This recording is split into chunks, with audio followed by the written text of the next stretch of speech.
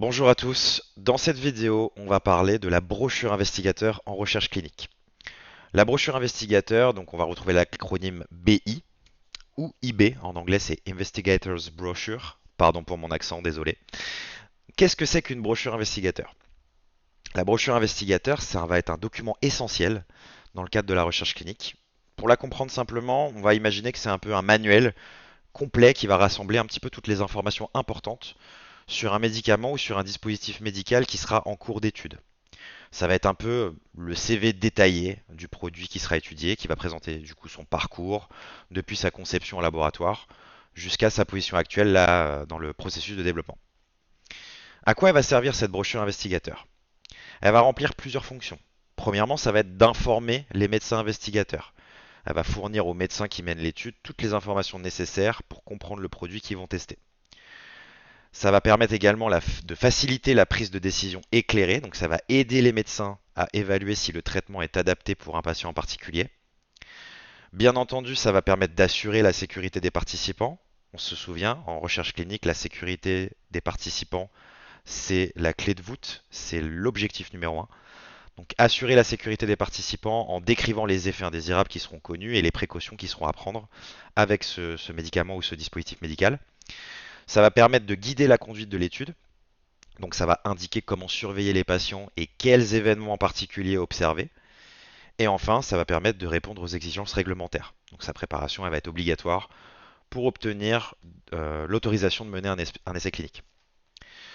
Maintenant, qui va utiliser cette brochure investigateur? Forcément, ça va être les médecins investigateurs qui vont l'utiliser pour s'appuyer dessus pour comprendre le produit et prendre des décisions pendant l'étude. Ça va être également les comités d'éthique et les autorités réglementaires qui vont examiner le produit ou le dispositif médical ou le médicament pour évaluer si l'étude elle est acceptable d'un point de vue éthique et elles vont également l'analyser dans le cadre des autorisations d'essais cliniques. Et enfin, le personnel de l'étude va également utiliser cette brochure, donc les infirmières, coordinateurs de recherche et les autres membres de l'équipe, ils vont s'y référer pour comprendre le produit. De quoi elle est composée cette brochure investigateur? Premièrement, l'introduction. On va présenter le produit, son nom, sa classe thérapeutique et sa place dans le développement actuel. Il va y avoir un résumé du produit également, donc une version condensée des infos essentielles pour une consultation rapide de la part des investigateurs. Ensuite, on va décrire les propriétés physiques, chimiques et pharmaceutiques. Donc pour un médicament, ça va être sa formule chimique, sa composition, sa forme. Donc sa forme, ça va être comprimé, injection, etc. Et si c'est un dispositif médical, ça va être ses caractéristiques physiques, ses matériaux, son fonctionnement, etc. Donc cette partie-là, ça va être un peu la carte d'identité technique du produit.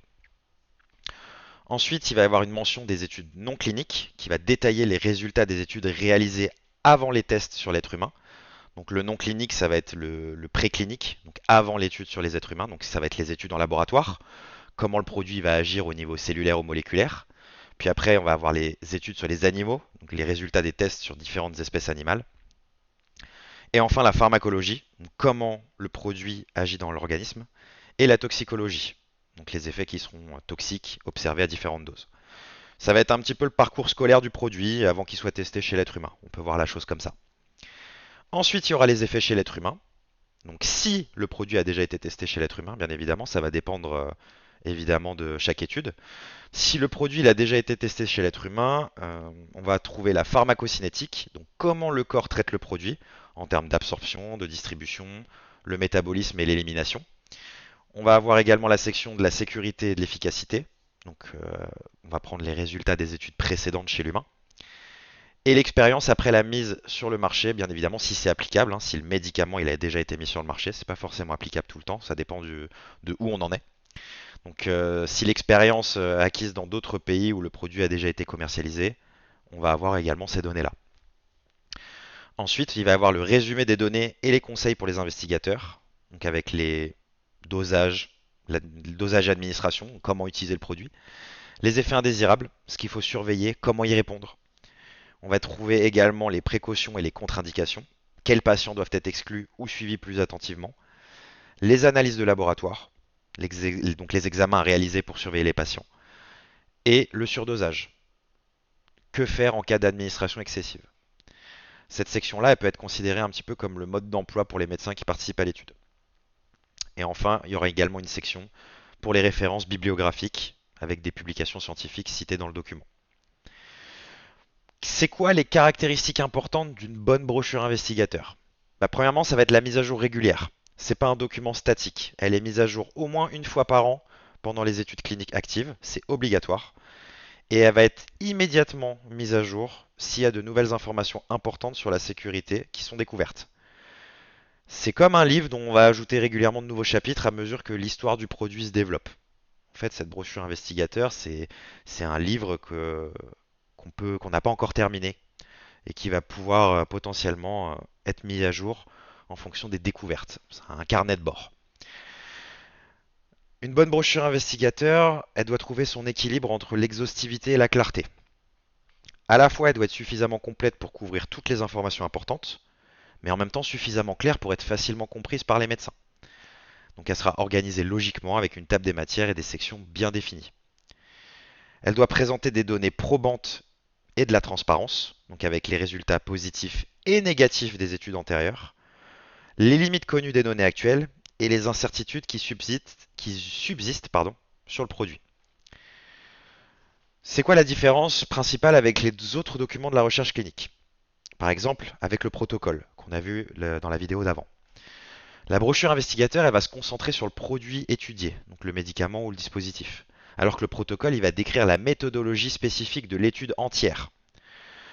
Si la brochure investigateur, c'est le manuel du produit, le protocole, ça va être le plan d'action global. Par exemple, on va également retrouver le RCP, le résumé des caractéristiques du produit. C'est quoi la différence entre une brochure investigateur et un RCP? La brochure investigateur, elle va concerner des produits qui sont encore en développement, donc qui ne sont pas encore approuvés ou qui sont encore en train d'être étudiés pour de nouvelles indications. Le RCP, ça va concerner des produits qui sont déjà approuvés et commercialisés. Au niveau des aspects réglementaires, la brochure investigateur, c'est un document qui va être exigé par les autorités réglementaires comme la FDA, donc aux États-Unis, c'est la Food and Drug Administration, l'EMA pour l'Europe, l'Agence européenne des médicaments, ou encore l'ANSM, si là on est sur le territoire français. Donc la brochure, elle doit suivre un format standardisé, généralement conforme aux lignes directrices internationales, donc ICH, pour International Council of Harmonization. Pour une brochure investigateur, on doit trouver le bon niveau de détail. Ni trop peu, ni trop d'informations. Il va falloir présenter des données qui vont être complexes de manière accessible. Donc il y a un vrai travail lors de la rédaction pour rendre la chose accessible. Et puis il faut maintenir le document à jour avec les nouvelles découvertes. Donc une brochure investigateur, elle devra être rédigée dans un langage clair et précis. Il faudra organiser l'information de manière logique, inclure des résumés au début de chaque section principale, mettre en évidence les informations critiques pour la sécurité. On utilisera des tableaux et des graphiques pour présenter les données complexes et on établira un processus clair pour les mises à jour. Donc vraiment, il y a une vraie volonté de rendre le document accessible. Il peut y avoir des données qui sont très techniques, il faut les rendre accessibles et claires pour tout le monde. Tout le monde n'a pas le même niveau d'étude, le même niveau de compréhension. Il faut harmoniser pour tout le monde. Donc en conclusion, on peut dire que la brochure investigateur, c'est un outil de communication scientifique qui va être essentiel, qui va faire le lien entre les développeurs du produit et les médecins qui vont le tester sur les patients. Et la qualité d'une brochure investigateur, ça peut influencer directement la sécurité des participants et la réussite de l'étude clinique. En combinant la rigueur scientifique et la clarté d'expression, une brochure investigateur, ça va permettre aux médecins de comprendre pleinement le produit qu'ils étudient et de prendre des meilleures décisions pour leurs patients.